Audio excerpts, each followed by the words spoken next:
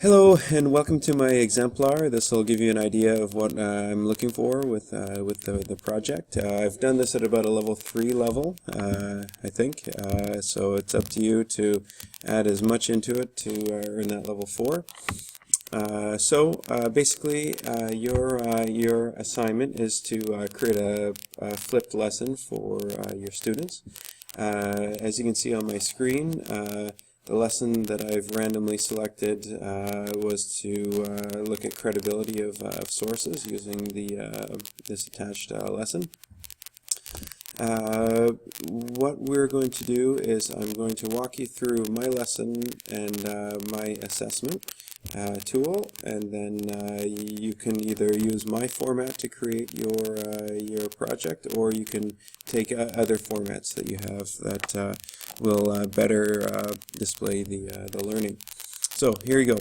The lesson objectives, which are to be discussed with the teacher. Since I'm the teacher, I've discussed it with myself, I guess. And first objective is to learn how to use your instinct when you're looking at sources. The second one is to examine criteria of credible sources. And the third is to discuss the idea of peer-reviewed sources. So if you look at my plan, the way that I was planning on doing it was to create 5 multiple choice questions where students can choose which sources they feel are appropriate and which aren't. I've thrown in a tricky one in there as well, so look forward to that. Now this one was where I was going to ask the students to think critically about this caricature where it says, I've adjusted all the Wikipedia entries so they conform with our version of events, it didn't work well in my form, so I scrapped it for my my actual project. This is part of the lesson creation process. What seems great at the time doesn't always fit into your lesson, so I left that in there for you to see, so that you can see that your lesson will change as you're creating it. And then this hierarchy of credible sources, which I got online from University of Massey University, and my idea was to have a question that talked about explaining the irony of this image, in that I got this image in Google Images, and it's telling me about credibility of sources, and I'm using that as the credible hierarchy in this project. I found it funny. Anyway, the third objective is to discuss the idea of peer-reviewed sources. So I ask you to perform an internet search and in your own words, analyze the pros and cons of the peer review process. So to do all this, I created a Google form. It's basically a nice way of inputting information. So this Google form is separated into 4 pages. There you go, 4 pages.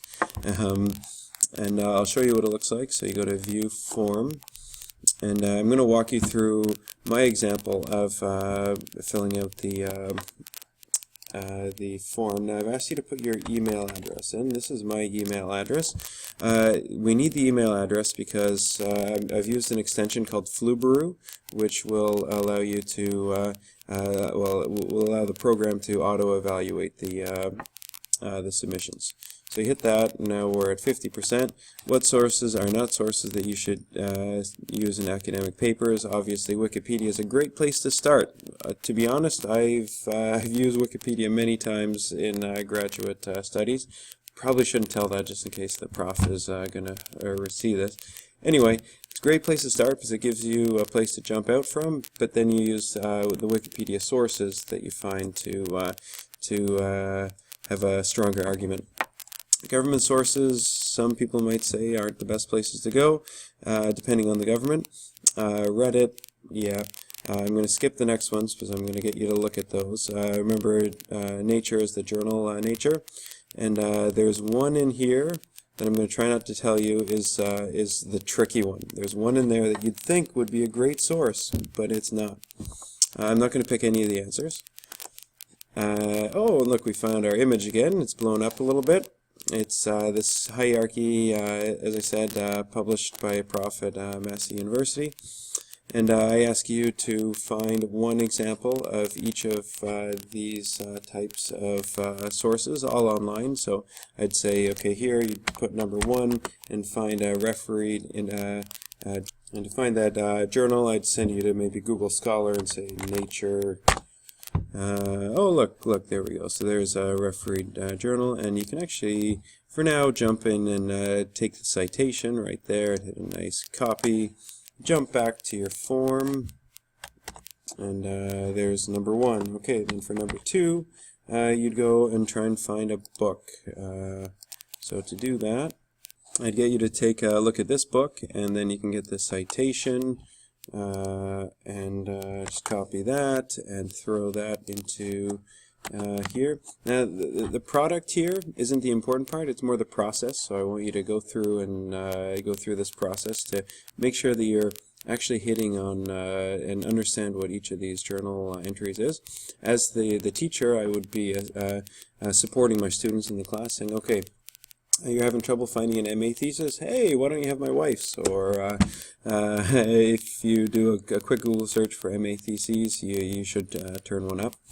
Honors theses are ones that people would have done in their 4th year, usually, of undergrad, and then we go all the way down to websites and articles and non-refereed journals. This last one is one that I feel we don't discuss frequently enough, but the pros and also the cons of the peer review process. I remember I was talking to someone, and they submitted an article to a journal, and the feedback was, this would not be suitable in a high school level paper. That's not really constructive feedback in my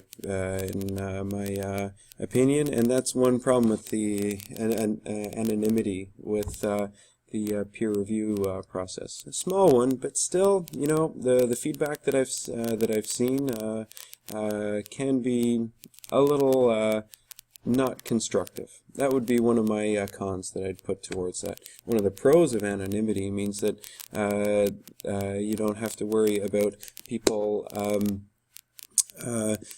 publishing papers that aren't credible just because of someone's name or position in an organization. I'd like you to do a quick search for those, and that will put you on track for this project.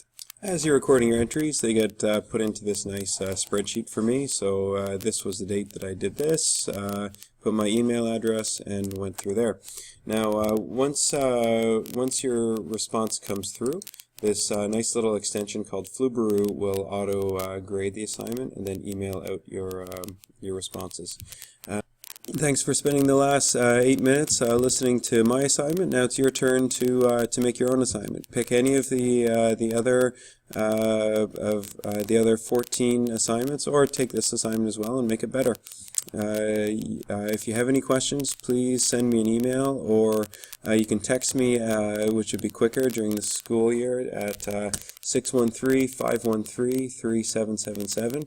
Again, that's 513-3777, and I can help you out. Thanks so much for listening. Enjoy, and thanks.